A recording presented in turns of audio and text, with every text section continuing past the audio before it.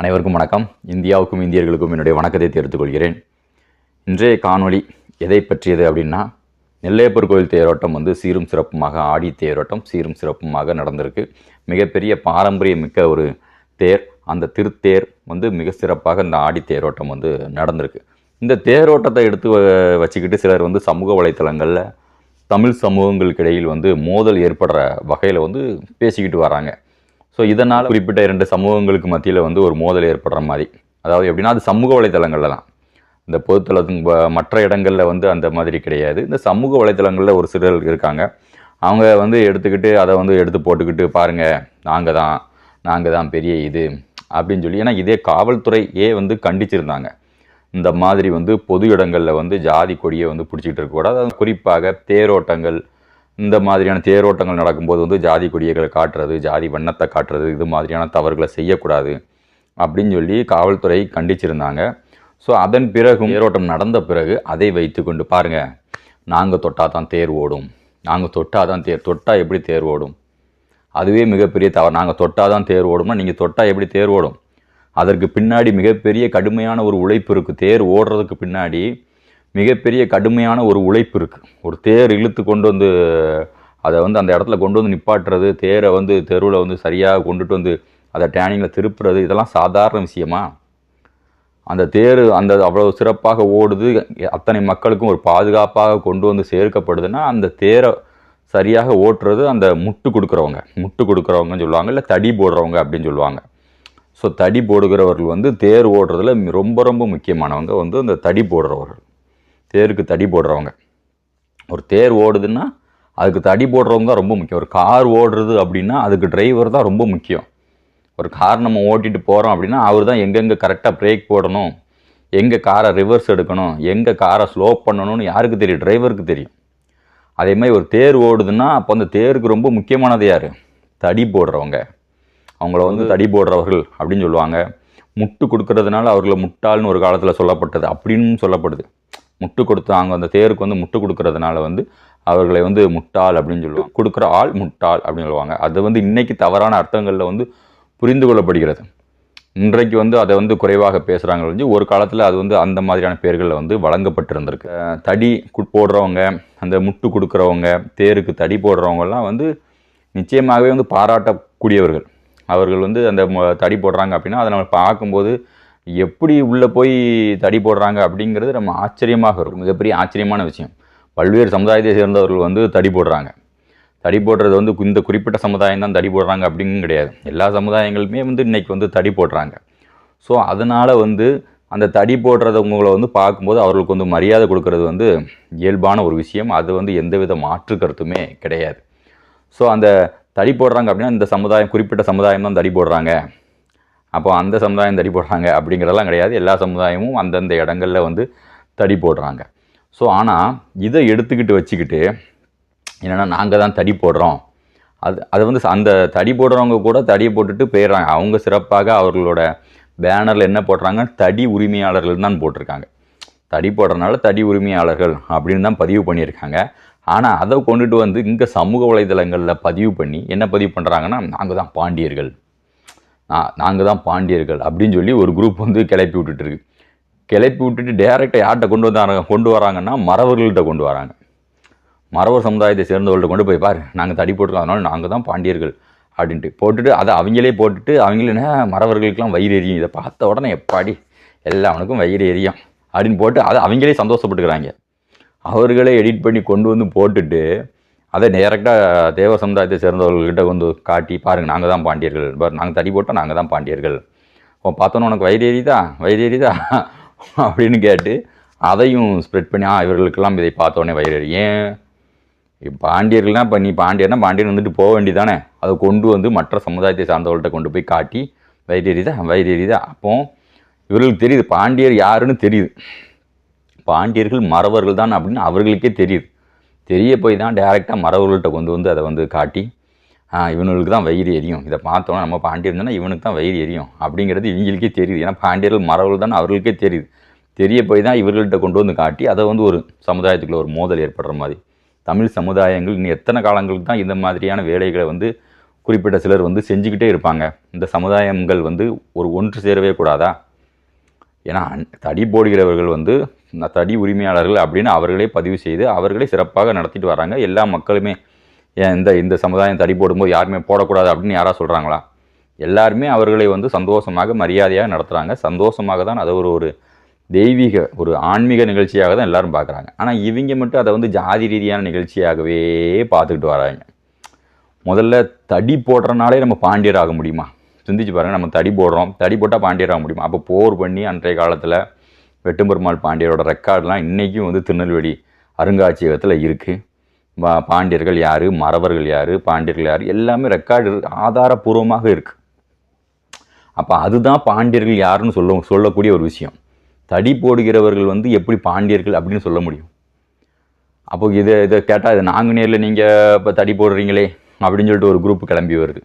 நாங்குநேரில் தடி போட்டால் தடி போடுறதுனாலே அவர்கள் பாண்டியர்கள்னு சொல்கிறாங்களா? நாங்கள் நாங்குநேரி கோயிலில் வந்து தடி போடுறோம், அதனால் வந்து நாங்குநேரி தேருக்கு வந்து நாங்கள் வானுமாமலை கோயிலில் வந்து நாங்கள் வந்து தடி போடுறோம் அப்படின்னா அதனால் நாங்கள் பாண்டியர்களா? அப்படிங்கிறது கிடையாது. வானுமாமலை கோவிலில் வந்து 6 பங்கு நாட்டார் அவர்கள். பாண்டியர்கள் காலத்திலிருந்து அவர்கள் 6 பங்கு நாட்டார்கள். பாண்டியரோட எல்லை கிட்டத்தட்ட பாண்டிய நாட்டுக்கும் சேர நாட்டுக்கும் எல்லை வந்து அந்த நாங்குநேரி பகுதியில் தான் இருக்குது. நாங்குநேரி தாண்டி போயிட்டீங்கன்னா நீங்கள் வந்து சேர நாட்டுக்கே போயிடலாம். அப்போ அந்த எல்லையோட பாதுகாவலராக இருந்தவர்கள் தான் இந்த 6 பங்கு நாட்டார்கள். ஸோ அவர்களுக்கு தான் அந்த 6 பங்கையும் கொடுக்கப்படும். அந்த கோயிலுக்கே அவர்கள் உரிமையாளர்கள்.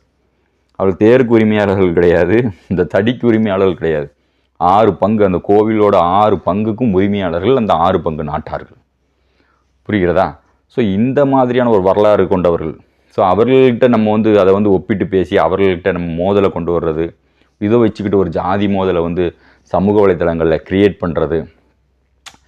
தடி போடுறதுனால வந்து நம்ம பாண்டியர்னு எப்படி சொல்ல முடியும்? பாண்டியருங்கிறது ஒரு மரபு. அவர்கள் போர் மரபை வந்து தொழிலாக கொண்டவர்கள். பாண்டியர்கள் மறவர்கள் அப்படிங்கிறது நம்ம சங்கரன் கோவில் தலபுராணத்தில் வந்து மிக சிறப்பாக வந்து சீவலமார பாண்டியர் எழுதி வச்சுட்டு போயிருக்கார்.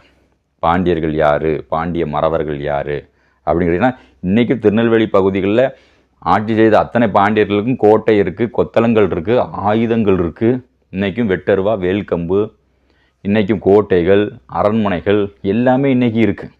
நீங்கள் போய் பார்த்தீங்கன்னா இன்றைக்கி திருநெல்வேலி பகுதிகளில் யார் பாண்டியர் அப்படின்னு இன்றைக்கும் வெளிநாட்டிலேருந்து யாராவது வந்து பார்த்தாங்கன்னா திருநெல்வேலி பகுதிகளில் வந்து அந்த கோட்டைகளையும் அரண்மனைகளையும் வந்து எடுத்துக்காட்டாக நம்ம வந்து எடுத்து காட்ட முடியும். இவர்கள் வந்து இத்தனைய ஆளுமை மிக்கவர்களாக, ஆட்சியாளர்களாக அந்த பகுதியில் இருந்திருக்காங்க அப்படிங்கிறது யாராக இருந்தாலும் வெளிநாட்டிலேருந்து எங்கேருந்து யார் வந்தாலும் ரெக்கார்டாக தெரியும். இப்போ நம்ம வந்து பாண்டியர்கள் அப்படின்னு சொல்கிறதுனால பாண்டியர் ஆக முடியுமா? ஏன்னா பாண்டியர்கள் யார் என்னன்னு எல்லாமே ரெக்கார்டு பூர்வமாக ஆதாரபூர்வமாக இருக்குது. இப்போ நீங்கள் சமூக வலைத்தளங்களில் சண்டை போடுறதுனால வந்து சமூக வலைத்தளங்களில் நாங்கள் தான் பாண்டியர் அப்படின்னு போஸ்ட் அடித்து மறவர் பசங்கள்கிட்ட சின்ன பசங்கள்கிட்டலாம் கொண்டு போய் காட்டி ஒரு வெஞ்சன்ஸை ஒரு வன்மத்தை விதைக்கிறதுனால என்ன ஆகும்? ஏதாவது மாறப்போதா? பாண்டியர்கள் வந்து மறவர்கள் இல்லைன்னு மாறிடுமா?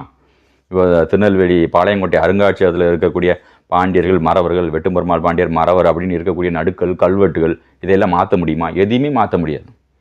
ஸோ தேவையில்லாமல் சமூக வலைத்தளங்களில் சண்டை போடுறதுனால என்ன பிரயோஜனம்? ஏதாவது பிரயோஜனம் இருக்கா? எந்த பிரயோஜனம் முடியாது. அந்த தமிழ் குடிகள்கிட்ட ஒரு மோதல், ஒரு வஞ்சன்ஸ் வந்து விதைச்சிக்கிட்டே இருக்கிறதுனால ஏதாவது மாறப்போதா? எதுவுமே இங்கே மாறப்போகிறது கிடையாது. அப்போ நீங்கள் வந்து நம்ம மாற்றிடுவோம். அதாவது இவர்கள் என்ன நினச்சிருக்காங்க, எதை படிச்சுட்டு வந்திருக்காங்கன்னு எனக்கு தெரியல சுத்தமாக. இவர்கள் என்ன படிச்சுட்டு வந்திருக்காங்க அப்படின்னா, இந்த 30 நாளில் ஹிந்தி கற்றுக்கொள்வது எப்படி அப்படின்னு ஒரு புத்தகம் உண்டுல்ல, அதே மாதிரி 30 நாட்களில் மறவர்கள் ஆவது எப்படி, 30 நாட்களில் பாண்டியர்கள் ஆவது எப்படி, பாண்டிய மறவர்கள் ஆவது எப்படி அப்படின்னு சொல்லிட்டு புத்தகம் படிச்சுட்டு வந்திருப்பாங்கன்னு நினைக்கிறேன். இல்லை ஏதாவது கிளாஸுக்கு போயிருப்பாங்கன்னு நினைக்கிறேன். எப்படி ஆகுது அப்படின்னா, எல்லாருமே பேருக்கு பின்னாடி பாண்டியன் போட்டுவாங்க. எங்கேயாவது நம்ம தடி போகிறோம்னா அங்கேயும் பாண்டியர்களும் போட்டுக்கோங்க. அங்கே மதுரையில் தெப்ப திருவிழா, நாயக்கர் கட்டிய ஒரு அந்த தெப்பக்குளம், அந்த தெப்பக்குளத்தில் நாயக்கர் பிறந்தநாள், திருமலை நாயக்கரோட பிறந்தநாள், அங்கே ஒரு தெப்பத்தேர் வந்து இவங்க இழுக்காங்க. இழுத்துட்டு வந்து நாயக்கர்கள், நாங்கள் தான் நாயக்கர்கள், அந்த தெப்பத்தேருக்கு நாங்கள் தான் சொந்தக்காரங்க, நாங்கள் இழுத்தாதான் தெப்பத்தேரோடு, அப்போ நாங்கள் தான் நாயக்கர் அப்படின்னு சொல்ல முடியுமா? ஸோ அவர்கள் தான் இழுக்கார்கள், அவர் தான் இழுக்காங்க. அவங்களுக்கு அங்கே ஒரு அந்த இழுக்கிறவங்களுக்குலாம் எல்லோரும் ஒரு தேர் இழுக்கிறவங்க எல்லாத்துக்குமே ஒரு மரியாதை கொடுக்குறாங்க. ஸோ அதனாலே வந்து நாங்கள் நாயக்கர்கள் அப்படின்னு சொன்னால் அது எப்படி, எந்த மாதிரியான அர்த்தத்தில் எப்படி பொருள் கொள்வது?